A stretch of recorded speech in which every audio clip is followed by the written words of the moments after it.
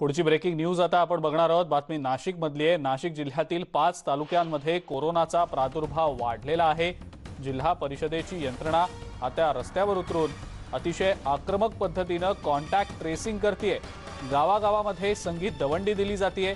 Mask न वापरणाऱ्यांच्या विरोधात दंडात्मक कारवाई देखील सुरू आहे।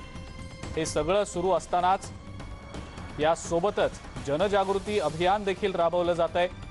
ग्रामीण भागातील आरोग्य यंत्रणा गतिमान केली जाते। लोकसहभागाचं आवाहन सातत्याने केलं जात आहे।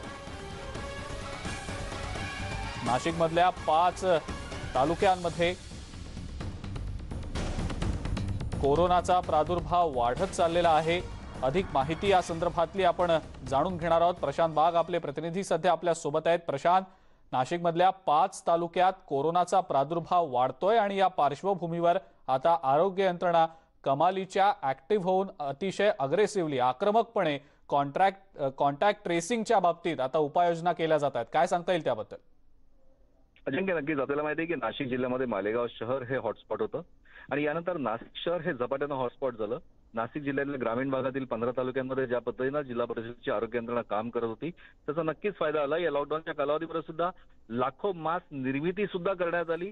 आशा वर्कर, अंगणवाडी सेविका याचबरोबर जिल्हा परिषदेच्या आरोग्य विभागाचे सगळेच कर्मचारी आणि अधिकारी यांनी केलेलं काम माझे कुटुंब माझी जबाबदारी यानंतर लक्षणीय यश मिळालं।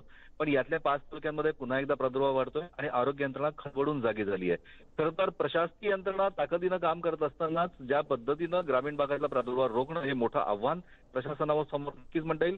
जिल्हा परिषदेच्या मुख्य कार्यकारी अधिकारी लीना बनसोड यांनी आपल्या अधिकाऱ्यांसोबत तातडीनं घेतलेल्या मीटिंग याचबरोबर केलेलं फील्ड वर्क याचा एक लक्षणीय परिणाम आपल्याला दिसतोय। परिस्थितीमध्ये झपाट्यानं सुधार होते असंही दिसतंय। ग्रामीण भागामध्ये ज्या पद्धतीनं अग्रेसिव्हली कॉन्टॅक्ट ट्रेसिंग केलं जात आहे त्याचबरोबर की मास्क न वापरणाऱ्यांवर कारवाई केली जाते आणि त्याचबरोबर जनजागृती मोहीम सुद्धा ज्या पद्धतीनं त्यांनी सुरू केलेली याचं निश्चित कौतुक करावं लागेल।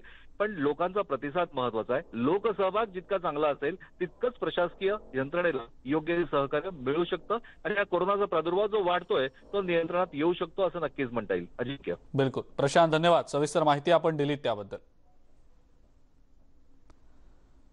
बुलेटिनमध्ये वेळ झाली एका ब्रेकची। बघत रहा न्यूज 18 लोकमत।